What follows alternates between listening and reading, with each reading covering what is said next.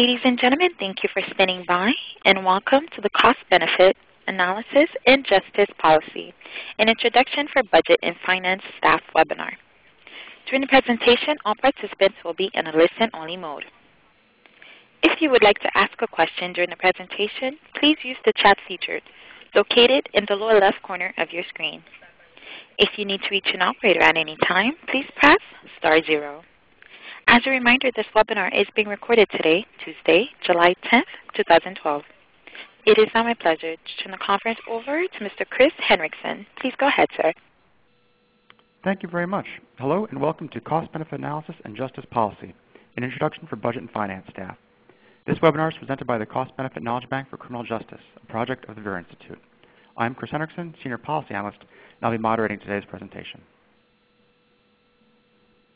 Ongoing budget pressures and a growing emphasis on results have generated increased interest in criminal justice policy that passed the cost-benefit test. And in today's webinar, we'll discuss how budgetary costs can be compared to public safety outcomes and how fiscal staff can use cost-benefit analysis, or CBA, to inform justice-related budget decisions. This discussion is targeted to fiscal analysts, and for that reason, we will start by comparing CBA and fiscal impact analysis. Although there are commonalities between these analyses, there are also some important differences. We then outline the questions that you should ask when you are using CBA to inform budget and policy decisions. And we'll then cover CBA in practice, so by speaking to a couple of examples of CBA in the state of Utah and considerations around building capacity for cost-benefit analysis in budget and fiscal offices. Today's presenters are Jonathan Ball, Director of the Utah Legislative Fiscal Analyst, and Mike Clark, Chief Economist at the Kentucky Legislative Research Commission. Jonathan Ball is Utah's Legislative Fiscal Analyst and has served in the executive and legislative branches of both state and federal government. Prior to moving to Utah, he held positions for the Joint Economic Committee of the U.S. Congress, the Washington office of Michigan Governor John Engler, the U.S. Department of Commerce, and the White House Office of Management and Budget.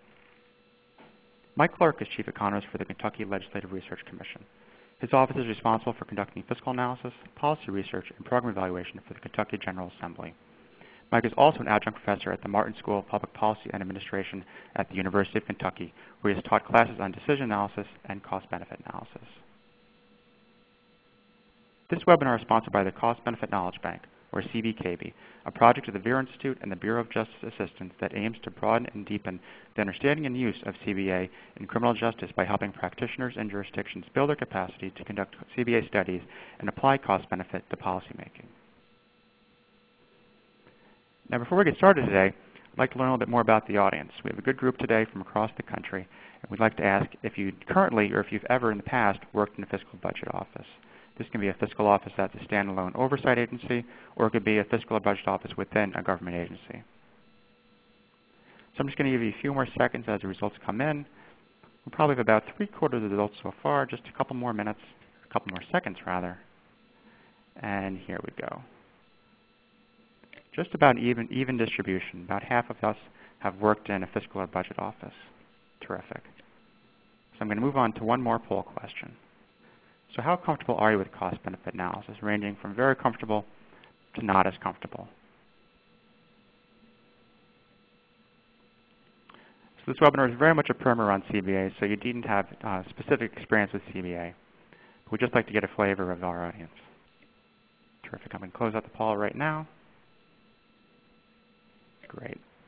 And so most folks are right in the middle, somewhat comfortable with CBA, and it looks like we have a handful of experts as well.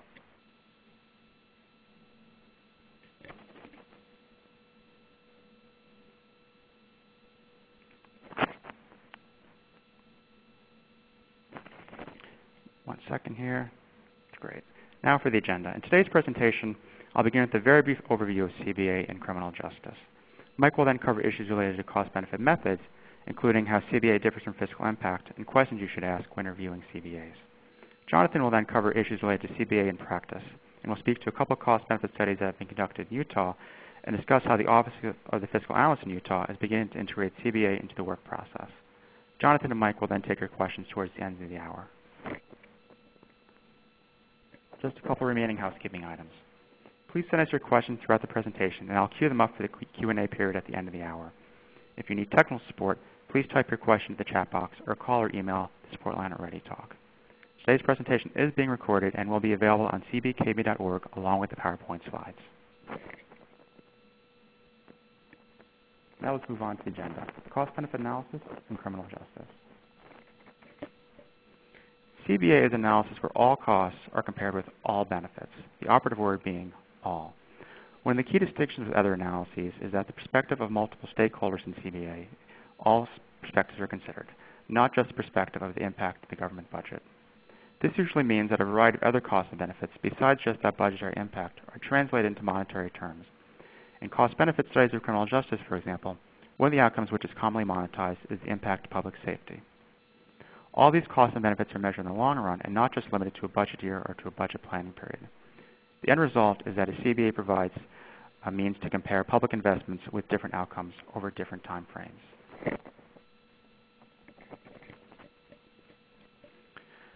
Over the past 10 years, CBA has been increasingly used to study criminal justice programs, and these advances are in large part due to the pioneering work of the Washington State Institute for Public Policy, also known as WISIP.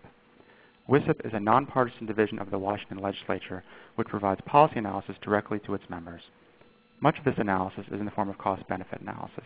Not only has this work been widely cited in the field of criminal and juvenile justice, but has also laid the groundwork for justice CBAs outside of Washington State.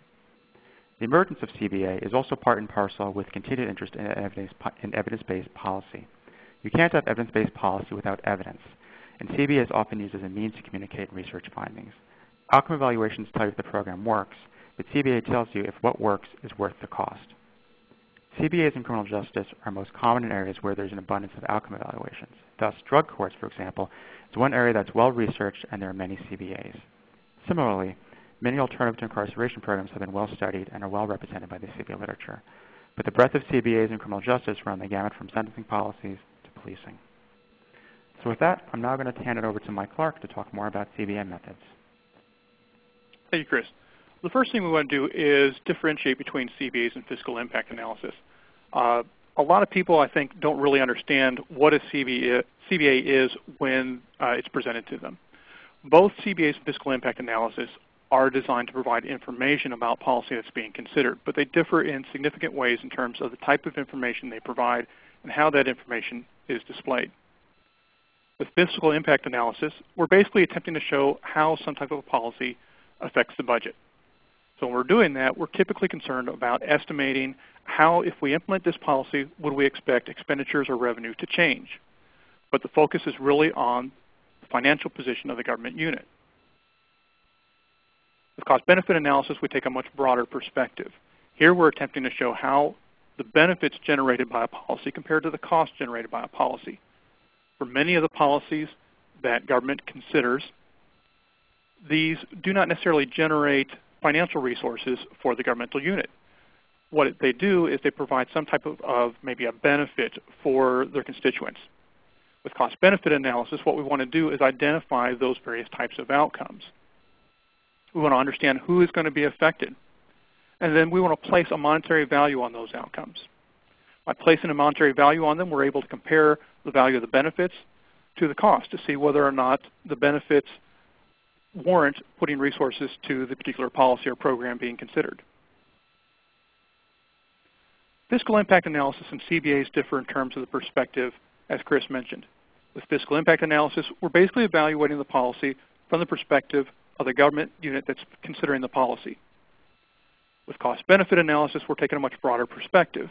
We're looking at the policy in terms of how it affects society. But we do still care about the level of government that's considering the policy and the fiscal impacts that it would have on them.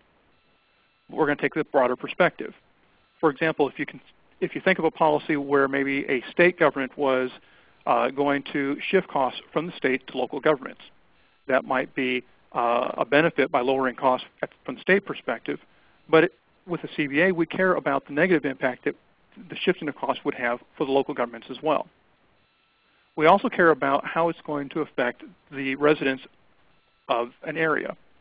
For example, with criminal justice programs, we might be concerned about what impact it's going to have on victims or offenders or anyone else in the area.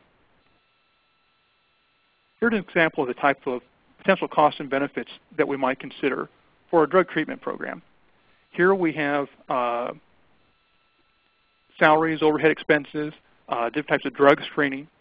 If we're doing a fiscal impact analysis, we want to make sure that we included those in the analysis because those are actual expenditures that the government's going to have to make. With the CBA, we're going to take that broader perspective. We're going to see how it affects others. If a participant is required to miss work while involved in a treatment program, there may be lost wages. Those lost wages wouldn't necessarily be a negative consequence for the government unit, but it would be a negative consequence for the participant. We want to consider that in a CBA. If the result of the policy is a reduction in future drug-related crimes, then there's potential to have additional fiscal impacts affecting maybe jail costs or court costs. It might have a reduction in terms of victim cost. There may be benefits to the participants. If the participants were somehow able to become more employable as a result of the program, then that would benefit the participant, possibly in the form of higher future wages. A CBA would want to take that very broad perspective and include all these different types of costs and benefits in the analysis. CBAs also differ from fiscal impact analysis in terms of the time perspectives that they consider. Here we have an example of some hypothetical costs and benefits for a training program. The red showing the training costs, which are high in the first couple of years, but then decline maybe as you're just maintaining the skills. The benefits are shown in blue, and they represent higher earnings that a participant could potentially receive. With a fiscal impact analysis, we're primarily going to focus on the budget cycle. So we might just care about, if you're doing a biennial budget, you might just care about the upcoming 2 years. With the CBA, in theory, we care about all the future benefits and all the future costs that can be attributed to the policy. So we care about the entire chart here. In fact, if we could show that the benefits exceed 2020 or continue past 2020, we want to include those as well. CBAs and fiscal impact analysis also differ in terms of the accounting. With fiscal impact analysis, what we're basically trying to show is the nominal values. By that, I mean we want to show what the level of expenditures will be when they're incurred. With cost-benefit analysis, because we're showing costs and benefits that can be spread over a number of years, we have to recognize that the benefits received today are typically more highly valued than similar benefits received in the future. We can make a similar argument in terms of cost. To address this in a CBA, we discount future benefits and costs and state them in terms of their present values. Here we have an example of how that discounting would work. Here we have a cost benefit for a project which initially would cost $1.5 million and would generate benefits for the next 3 years of $750,000 each year. To calculate the present value, what we simply do is we look at the net benefits and costs and we divide them by 1 plus a discount rate. For the initial costs, because those are incurred immediately, we don't actually discount those, so those don't get reduced. But because we have to wait for the first year benefits, we have to reduce those. So while we get $750,000 in benefits in that first year, we divide those by 1 plus the discount rate. In this case, it's a discount rate of 6%. So we divide it by 1.06, which gives us a net present value of $710,000. We do the same type of thing in the second year. In this case, though, we divide it by 1.06 squared, and the squared term reflects the fact that for these benefits, we have to wait 2 years to receive them. So because we have to wait longer, the present value of those is just a little bit lower. We do the same thing for the third year, and then we total those present values for the different years to get the total net present value for the project. One way that cost benefit and fiscal impacts are similar is that they're both looking at change. When we look at CBAs, you'll hear a lot of talk about marginal costs and marginal benefits. And what we mean by that is we want to reflect only the additional costs and benefits that result from the policy change. So if we have a policy or a program already in place and we're considering an expansion of that, we might simply just look at the additional benefits or additional costs that are reflected by the expansion. For fiscal impact analysis, we're looking at the change in expenditures or revenues. For CBAs, we're looking at the change to benefits and costs. Now, if we're moving from a fiscal impact analysis to a cost-benefit analysis, there's a couple of fairly significant steps that have to be made. If you're doing the fiscal impact analysis, then you probably are very familiar with the types of costs or expenditures that must be incurred to implement the program. You're also probably somewhat familiar with the potential types of outcomes that the policy could result in. With CBA, we're basically having to measure those policy outcomes. What type of outcomes and what magnitude can we expect? Once we've measured those outcomes, we then have to put some type of a value on those outcomes. So we'll talk about that just for a few minutes. In terms of measuring the policy outcomes, you have to become very familiar with the research in the area. This involves looking through the research studies, the pilot projects, and other evaluations of similar policies. In criminal justice research, often this means that you're looking at effects of programs on different types of crime rates, such as recidivism. Studies will typically look at individuals who participated in the treatment program and compare those to the results to similar results for those who did not. An example you might see is after 2 years of receiving the treatment, we experienced a 20% recidivism for program participants, 25% recidivism for non-participants. So the implication of this would be that there's a 5 percentage point reduction in recidivism due to the treatment program. Once you understand the research, then you have to translate that into your justice system. And that really involves understanding your justice system very, very well. How many people will a program be able to serve? What types of crimes would those individuals likely have committed in the absence of the program? And how would those individuals move through the criminal justice system?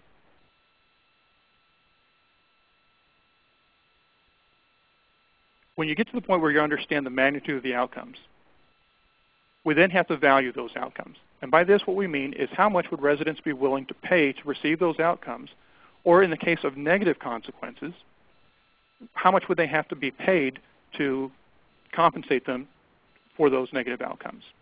And there's 3 basic general things that you can do here. One is talk with experts and let them kind of guide you through this process. The second, however, is to conduct primary research. And in this case, what I mean is you actually go out and you conduct a research study.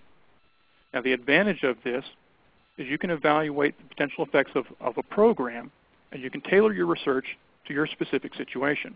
So you can make sure it reflects a similar population and a similar program as what you will be implementing. The advantage of this is that since you can tailor your research, it will have greater validity. The problem is it really requires a considerable amount of time and expertise. Alternatively, you can review secondary research, or research that others have already conducted.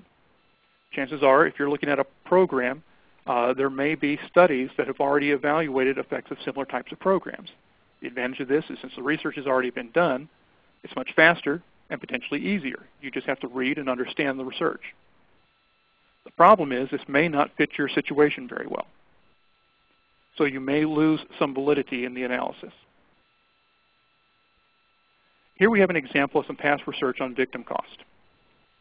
And I have 2 points in terms of showing this slide. The first is when we're evaluating outcomes, is just so you understand others have done research in terms of valuing different types of outcomes. In this case, what they have done is they've looked at victim costs associated with different types of crime. So this research is out there. You don't necessarily have to start it yourself. The other thing is to note that there are some significant differences across different studies. If you look, for example, at the victim costs associated with murder, we have 2 studies, one by Miller, one by McAllister, and you can see that the victim costs associated with a murder is significantly different depending on which one you choose. Now, these differences can come from a number of things. It could in part be to when the study was done. The Miller study was done in 1996, whereas the McAllister study was done in 2010. That could be part of the difference. Part of the difference, however, could be different methodologies that they've chosen to use to develop their analysis.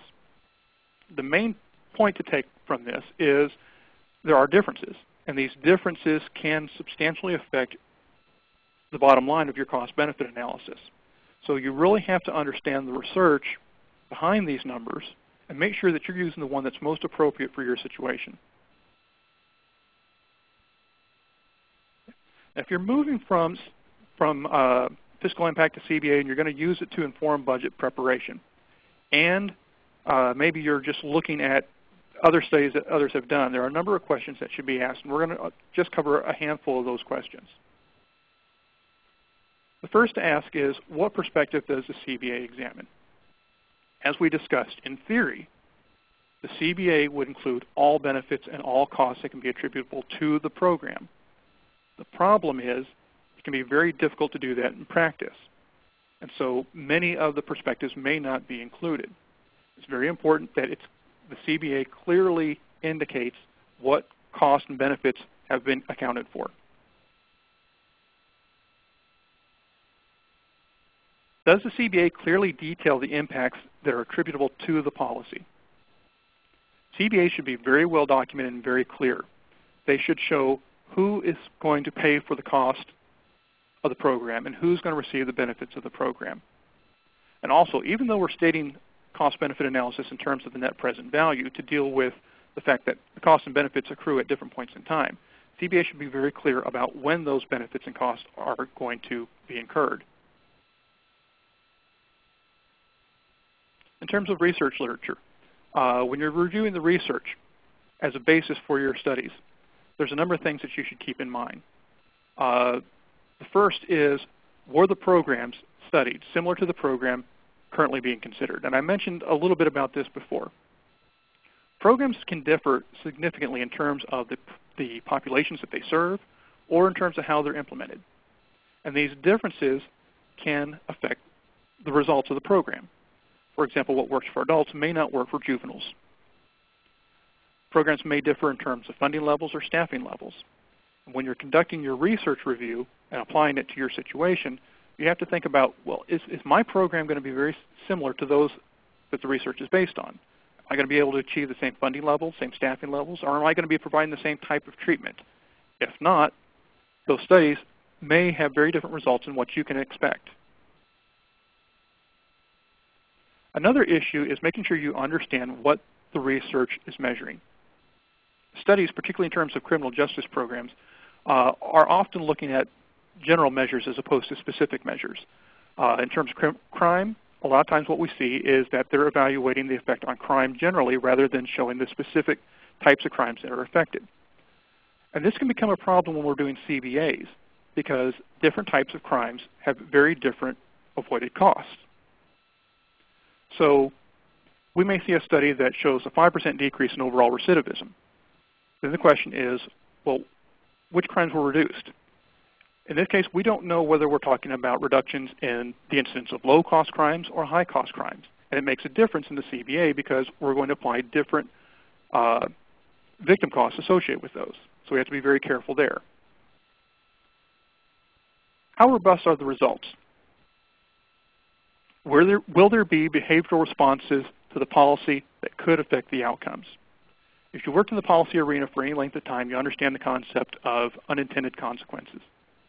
With CBAs, we really want to avoid these unintended consequences. A lot of them come in terms of behavioral responses that weren't anticipated. An example of this might be, we might narrowly look at an area or maybe a city that decided to crack down on drug crimes. And a reduction that we might observe might look like a very good thing. However, the unintended consequence or the behavioral response may be that those crimes actually shifted in terms of location. And so instead of occurring within this area, they may be in the outlying area, which would create a cost for the outlying area. So we'd really need to anticipate these behavioral responses. Do changes in the assumptions have a substantial effect on the results? As we go through cost-benefit analysis, you will often be making assumptions that can have a significant effect on the results. And it's very helpful to understand the impact of changes to those assumptions. Here we have an example of a CBA showing different types of costs and benefits, and we're discounting those at two different rates. If we discount the costs and benefits at 4%, we see that it has a positive net present value over the lifetime of the project, indicating that the net present, or indicating that the benefits are essentially outweighing the cost of the program, so it's suggesting that this is a good program. If, however, we chose a discount rate of 5%, we'd see that in this case we have a negative net present value, suggesting that the costs exceed the benefits. So a simple change in terms of the discount rate can have a significant effect as to whether this program looks like a good program that should be invested in, or a program that fails the cost-benefit test. Against what alternative policy should the CBA be compared? When we're looking at CBAs, the idea is we have this program or this policy that we're considering investing in. When we invest in these programs, it's important for us to understand that we're taking resources for those programs that could be invested in other alternative programs. And we need to understand that when we're doing CBAs. There's three kind of general areas to kind of keep in mind here. When we're thinking about a program, we may be simply thinking about the program in terms of we're going to either invest in this program or we're going to continue with the status quo. We're going to continue operating the way we always have been. A CBA can help us understand that situation. Alternatively, we may have a particular objective. We may be looking among a number of different policies that purport to provide that objective. And CBA can help us differentiate it between those that might provide greater benefits relative to their cost. Alternatively, we may want to look more broadly. Instead of investing in a particular type of program, we may need to recognize that we could put this into very different types of programs that provide different services. Instead of investing in justice programs, we might be investing in workforce training programs or in terms of healthcare. While it's impossible to do a cost-benefit analysis on all the different alternatives that you have, it is helpful to at least keep in mind that if you're putting resources into a particular program, they could have been put into some other type of program and recognize those. At this point, I'd like to turn it over to Jonathan. Hey, so thanks so much, Mike. Before we go to Jonathan, and please forgive me, Jonathan, I would like to pause because we have a couple questions regarding discounting that I think it makes sense to just take head on right now. Is that okay with you, Mike? Sure. Great. So the first question was, could you talk about, explain the concept of discounting just a little bit further? So we went through some of the technicals, the math of how it works mathematically, but could you step back and explain again the concept behind discounting, why we need to do discounting? Okay. The reason we want to do discounting is because we're going to have to wait. There's actually two reasons. One, we're going to have to wait for those benefits potentially. So think about two different policies where one provides immediate benefits of, say, $1 million, and the other one provides $1 million, but you have to wait for it for 10 years. But they have similar cost. So when we discount, what we're trying to do is reflect the fact that in the second policy, we're going to have to wait 10 years to receive those benefits. And if we have to wait 10 years to receive those benefits, then it really doesn't have quite the same type of benefit as that other program. So that's one of the things that we're really trying to capture there. The other idea... I'm sorry, go ahead. Oh, forgive me. I'm going to step back to someone request that we show that slide again with the discounting, so I'm going to go back to that while you continue your explanation. Okay. The other thing is when we are investing resources, we're giving up the opportunity to actually put those into something that might earn a different type of return. For example, we could put this into retiring debt service. Alternatively, you don't necessarily see this so much in terms of government analysis, but you could be investing those. And so there's a return that you're foregoing. And that's what the discount is meant to reflect. But it really helps us understand for different types of policies or programs that might have benefits and costs spread over different periods of time. It helps us put those on equal footing so we can make a more appropriate comparison. Okay. And so we have another question with respect to how do you select a discount rate? I wish I could say there was one discount rate that everybody should use, but it's not that simple. And there is some difference in terms of the practice. There are a number of federal agencies that provide some guidance to their analysts. The Congressional Budget Office, the Office of Management and Budget, both have discount rates that they've adopted for most situations. Unfortunately, they differ. And so, again, which one do you use? You have to really go through and understand why they're arguing for different types of discount rates. In practice, what's very helpful to do is to do it over a range, a reasonable range that you think is going to cover you, and then understand whether or not that's going to affect your results. So, for example, in the example that I was using, 4% versus 5%, I might be a little bit uncomfortable with that analysis at 4% if I know that simply changing it to 5% is going to change this from a program that looks pretty good to one that may just be a stinker. So it's very helpful to kind of understand, will my results change as I change that discount rate? Mm-hmm. And if you do the analysis and you find that, from 2 to say 8%, my conclusions remain the same, and it would really take a 12% discount rate to change my results, then you're probably fairly safe. Yeah, I think I've probably seen in the criminal justice arena a range of between 3 and 5%. Is that about what you've seen in your experience? Across different types of fields, not just criminal justice, I've seen it range from 2 to 7 or 8%. Okay. Okay, and I think one thing that's worth mentioning about this slide is that it's a stylized example that cost-benefit studies will not always hinge on the rate being either 5 or 4. That break-even point could be 8 and 9% or 15 and 16%. So just something I think is worth highlighting. Great. So with that, I'm going to advance the slide to John's section. Jonathan? Thanks, Chris and Mike. Mike has talked about the theory behind CBA. I'm going to talk a bit about how it has been used with varying degrees of success here in Utah. The first topic I will cover is how cost-benefit analysis can influence budget decisions. I'll give you 2 examples from Utah in the criminal justice policy arena. Just as a caveat, I am not an expert in criminal justice, as at least half of you are, according to our poll. So if you take it easy on me in the Q&A section, I'd appreciate that. Or if you have a hard question, chat that to Chris or Mike. Before I get to those 2 examples, I'd like to expand a bit on some of the things Mike said about fiscal analysis versus CBA. Mike mentioned that fiscal analysis is a tool used in budgeting. We all know that budgeting, especially governmental budgeting, is more than just an exercise in arithmetic. A budget is sometimes a political statement. A budget is sometimes a plan of attack, if you will.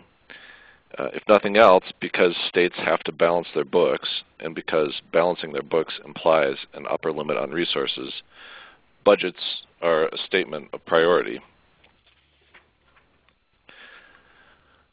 To help fit policy choices into this resource prioritization process, many states use something called fiscal notes. According to a survey done by the Minnesota Legislative Auditor, all states but one employ these fiscal notes. Some notes are formulated by legislative staff, some by executive staff, some by both of these branches of government. In Utah, and I believe in many other states, a fiscal note is viewed as a finding of fact. It's quite simply an estimate of the direct cost of implementing a change in law.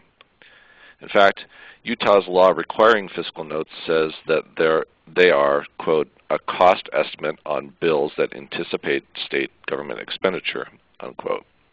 There's no mention here of benefits. In fact, in fiscal notes, the costs are limited to government expenditures without regard to indirect or induced economic impacts or social costs.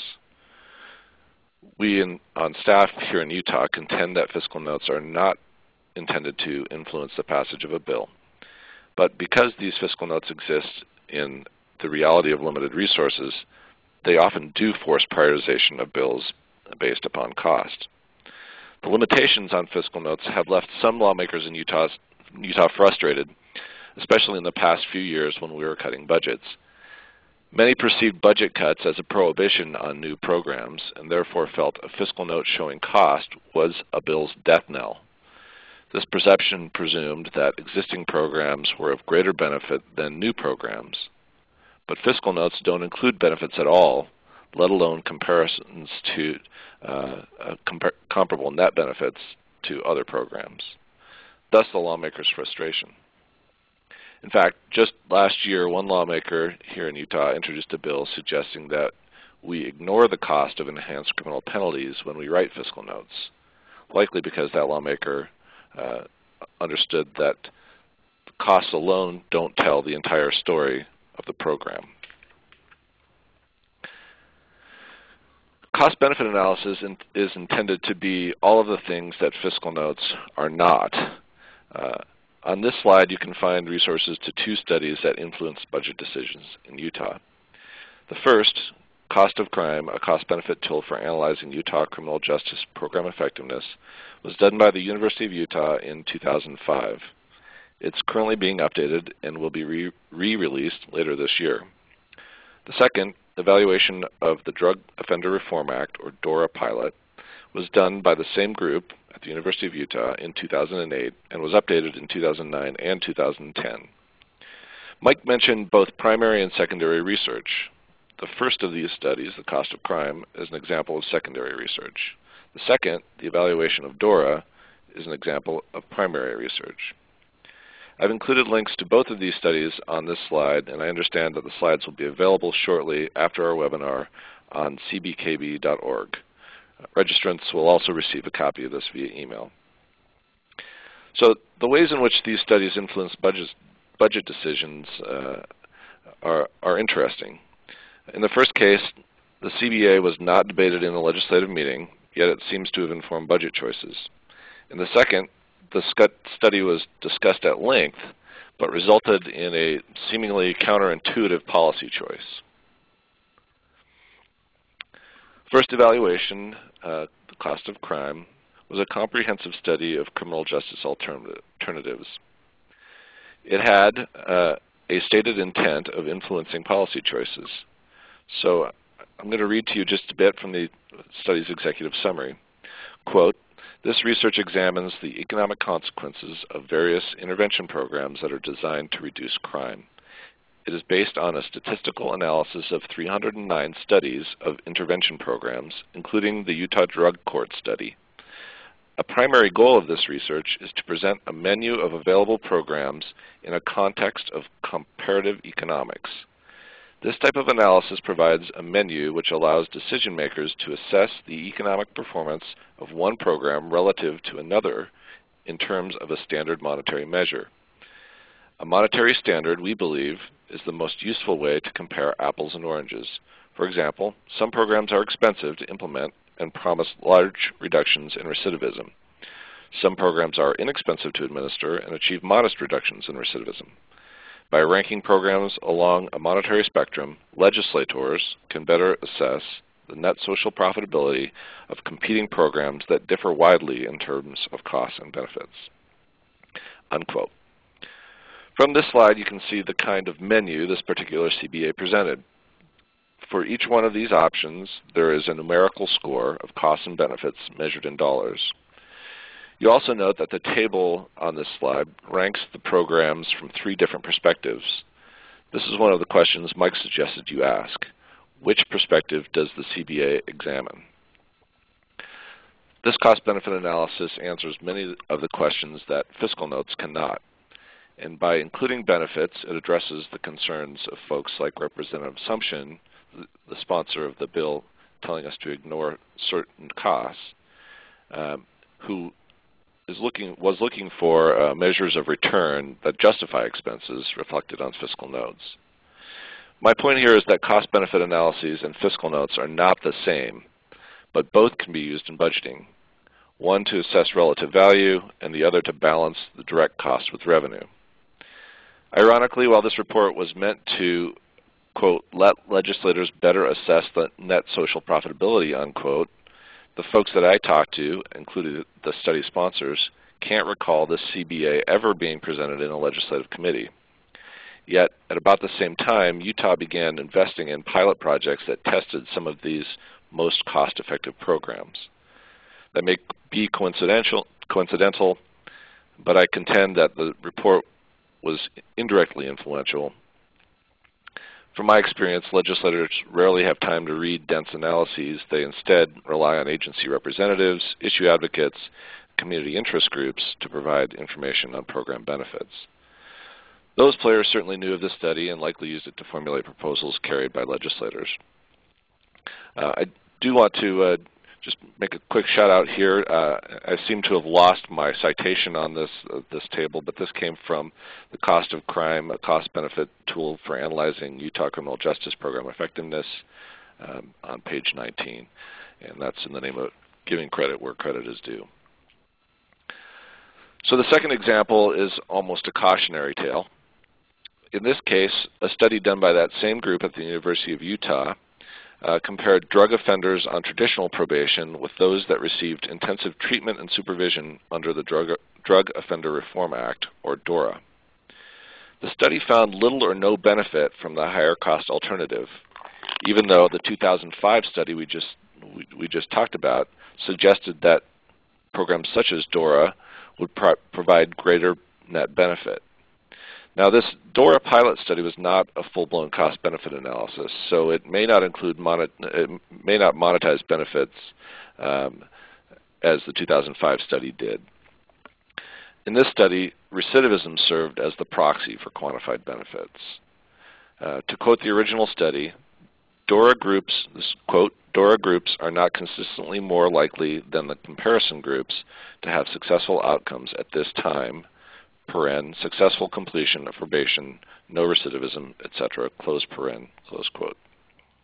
What's interesting here is that the legislative response to this information.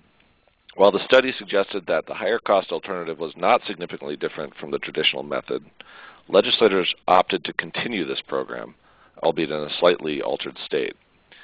The study was updated in 2010, and as you can see from the slide, still shows no significant difference in recidivism, yet the program continues to receive funding.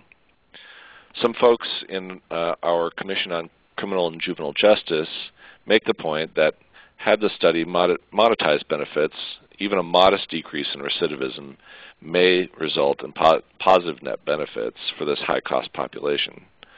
But there are other examples where policy decisions don't jibe with CBAs. Treatment for sex offenders, I'm told, often shows little or no positive net benefits to society, yet governments continue to fund treatment programs, which suggests that either there are social benefits, like constituent perception, that are not captured in CBAs, or alternatively, that you can't take the politics out of politics, even with a CBA. Next, I'll address some things you might want to consider when integrating CBA and fiscal analysis, and I'll give you an example of a first step we've taken here in Utah. When one attempts to integrate CBA into the legislative budget process, I believe one would face the following challenges. The first is data availability. Governments track direct costs very well, but oftentimes do not comprehensively record outcomes. Therefore, benefits are not easily measured. Even if outcomes are measured, quantifying those measures takes time and effort. If costs and outcomes are measured by governments, they are usually for the government itself and do not extend to the society as a whole. The second challenge is volume and capacity. In Utah, fiscal notes are required on every bill and substitute bill. That's about 1,100 fiscal notes per 45-day general session. Here in Utah, we have 14 people on staff to do those 1,100 fiscal notes, and those same 14 people also run committee meetings, make budget recommendations, and write appropriations bills. Legislators have to vote on all 1,100 of those bills in that 45 days, and reading the bill alone takes time. Having to absorb a traditional CBA adds burden. The third challenge was time. We have 3 days to complete a fiscal note on each bill. Doing a good CBA in that period seems unlikely. By rule, bills have to wait for a fiscal note before they pass, and legislators would not want to wait an extended amount of time for a CBA. The fourth challenge is risk. You heard Mike talk about the many factors that can influence monetary values in CBAs. You'll recall the Miller versus McAllister example. When I hear that, I think estimating error. If legislators begin to include costs and benefits measured by CBAs into budgets, budget estimating error will likely increase. States manage their risk associated with such estimating error in a number of ways. If a state manages estimating risk by budgeting at the lower end of a revenue forecast range, for example, CBAs may lead to less new available ongoing money for the very programs they're analyzing. If a state manages risk by maintaining a rainy day fund sufficient to cover that forecast error, CBA may result in less one-time money for initiatives like pilot projects. One initiative we've just begun here in Utah may be a first step to using CBAs in budgeting. It was designed, at least initially, to address some of the challenges on that previous slide. We call this initiative performance notes. Like fiscal notes, performance notes are intended to provide policymakers with more information on which to make decisions. In this case, the information is on the benefit side of the equation rather than the cost side. Some of the differences between performance notes and fiscal notes are noted on this slide. I mentioned we do fiscal notes on 1,000 plus bills and substitutes. Performance notes are done only on bills that create new or significantly expanded existing, or they significantly expand an existing program. So that's less than 50 a year. In fact, it was 24 last year. Bills have to wait for fiscal notes before they pass. They do not have to wait for performance notes. We had about a half dozen bills without performance notes that passed in the last general session. We have 3 days to do a fiscal note. There's 3 times that amount of time for a performance note. And legislative staff writes the fiscal notes, whereas performance notes are written by recipient agencies. A legislative sponsor may also write a performance note, and that performance note will be published alongside the agency performance note if the legislator chooses. As I mentioned, performance notes attempt to measure outcomes. Fiscal notes do not include such benefits. Finally, the law establishing performance notes also requires follow-up by auditors to reinforce compliance and illuminate agency accuracy. One of the challenges I mentioned was legislators' capacity to absorb all this information. Performance notes attempt to put the information into an easily digestible format. I've included an example on this slide. You can see that it states the public benefit or goal associated with a proposed new program, at least one measure associated with that goal that an agency will use to determine its progress, a current year baseline metric for that goal, and targets for future years. The form also asks agencies to explain how they will assure that data is collected reliably. You can see how this might feed into a CBA. If outcomes are articulated for all new and existing programs, those outcomes can be monetized, then summed with cost, then compared with other investment alternatives. So that's it for my section of the presentation. Chris, I'll turn it back over to you for more questions and answers. Terrific. Thanks so much, John. I was hoping you could talk a little bit about sort of the demand side for these performance notes, and maybe the best place to start is sort of, I guess, where legislators identify there being deficiencies with traditional fiscal notes. So were there particular issue areas that were especially relevant when people came to you with the concept of getting beyond fiscal notes? It's actually cut across a spectrum of issues. And I think I would attribute it again to this tight budget period we were in. But in essence, what was happening was because we had no new money, prioritization for programs became a matter of how many programs can we fund rather than what value are the programs. And so we had some initiatives in criminal justice, I mentioned earlier, like enhanced sentences. We had some initiatives in child welfare where it cost money, obviously, to put caseworkers in human service agencies, but our bosses felt the benefits weren't accurately represented in the fiscal note, and they weren't because fiscal notes aren't intended to do that. There were also cases where proponents of tax law changes, like reduction in corporate income tax rate, for example, they felt like it cost too much, frankly, to lower taxes because we weren't reflecting the benefits associated with increased economic activity, whether that be social benefits or, in some cases, even direct benefits in terms of revenue. Interesting. We have a question here that I'm going to ask and then build off on, and that question is, Are there any other states that you know of that are doing performance notes? And I'll follow that up with, what did you look to as templates when developing your performance notes? The first question is, I don't know of any that are doing specific performance notes. Now there is a initiative, a nationwide initiative underway being done by the Pew Center for the States that is attempting to motivate states to do more performance measurement. But I'm not sure any other states are doing it specifically on bills like we are with performance notes. In terms of the template that we used, we didn't find a template for the note itself, but we sort of developed it from the concept of performance notes. Of performance management. The concept presented by the legislative sponsor in this case. And that was, he wanted to be able to know before he voted on an expenditure what it was that he could expect to achieve with that expenditure, and really thought through all of these concepts and laid it out for us in the statute. The statute itself is pretty explicit, and we attempted to take that statute and put it into this form that you see on the slide. Someone just wrote in and mentioned in Minnesota actually that performance measures are included in their biennium budget process. And in fact, this template in particular that we have up on the screen reminds me a lot of performance budgeting, a lot of performance metrics.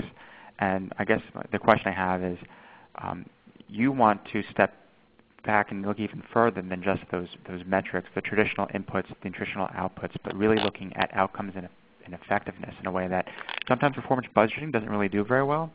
So how are you going to aim to do that using performance notes? Well, I'm not sure where we're going because that's going to be a decision for the policymakers. But I think my sense is, anyway, talking to the sponsor of this, that this would be expanded, as in the Minnesota case, and in many other states. New Mexico, for instance, I know that they include performance measures in their budget. I believe that North Carolina includes them in their budget. There are some other states that do that as well. The difference is those are usually done after the program has been established, and there's some inertia from the fact that the program is already established. In this case, the program has yet to be established, and there may be more willingness to debate its effectiveness before that decision is made. Although I think the sponsor is moving toward applying the same concept to existing programs. That just becomes a matter of resource. And I think he probably wanted to go there in the first place, but ironically the fiscal note on his original concept was pretty high, and we had no money.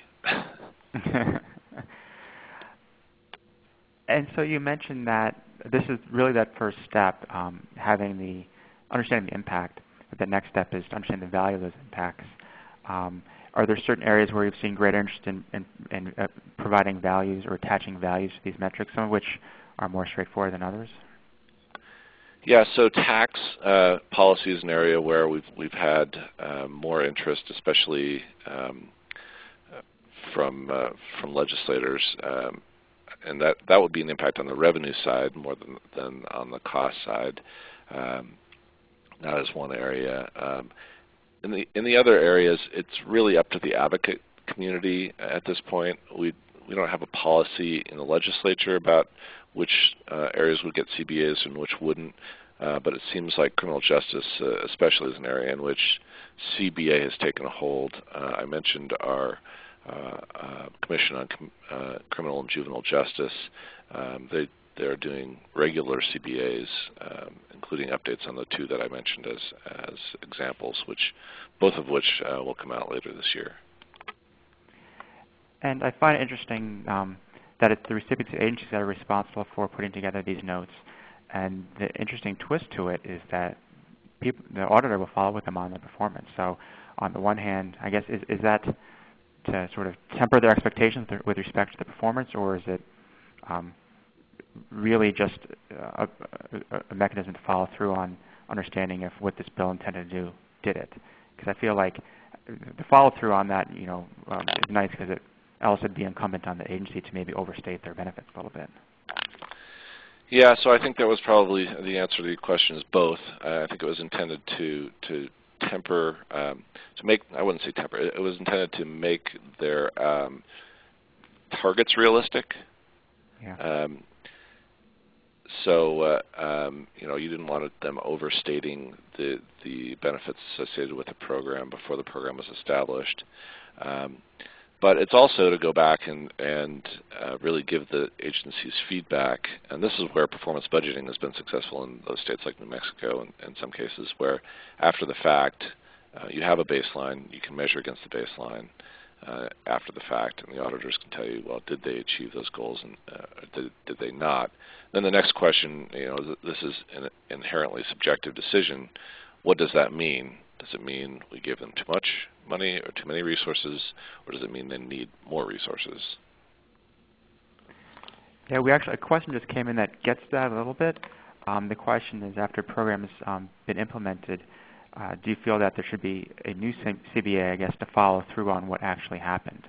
So it's one thing to make a statement as to what we expect the benefits to be, but then to follow through and report out, well, here was the cost and here was the actual benefit that we observed. Has the legislature gotten to that place yet?